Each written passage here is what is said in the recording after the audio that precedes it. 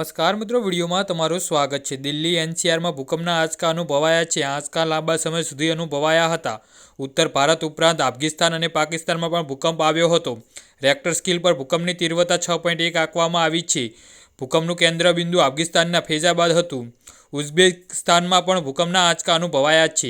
જી હા મિત્રો, અત્યારે હાલ મોટા સમાચાર સામે આવ્યા છે। તો મિત્રો, સમાચારમાં વધુ વિગતવાર વાત કરીએ તો ભૂકંપના કારણે જાનમાલના નુકસાનના કોઈ સમાચાર નથી। દિલ્હી, ગાઝિયાબાદ, નોઈડા સહિત ભારતના ઘણા શહેરોમાં ભૂકંપના આંચકા અનુભવાયા હતા। ભૂકંપનો આંચકો એટલો જોરદાર હતો કે લોકો ઘર અને ઓફિસમાંથી બહાર આવી ગયા હતા। દેશના ઓછામાં ઓછા 4 રાજ્યોમાં ભૂકંપના આંચકા અનુભવાયા છે।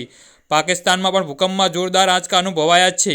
રાજધાની ઇસ્લામાબાદ, લાહોર, ખૈબર પખ્તુનખ્વામાં પણ ભૂકંપના આંચકાથી લોકો ડરી ગયા હતા। ભૂકંપના આંચકાના કારણે મોટી સંખ્યામાં લોકો રસ્તા પર આવી ગયા હતા, પરંતુ હજુ સુધી કોઈ પણ પ્રકારના નુકસાનના સમાચાર નથી। જી હા મિત્રો, તો આના વિશે તમારું શું કહેવું છે તો નીચે કોમેન્ટ બોક્સમાં જરૂરથી જણાવજો અને અમારી યુટ્યુબ ચેનલને સબસ્ક્રાઇબ કરવાનું ના ભૂલતા। ધન્યવાદ।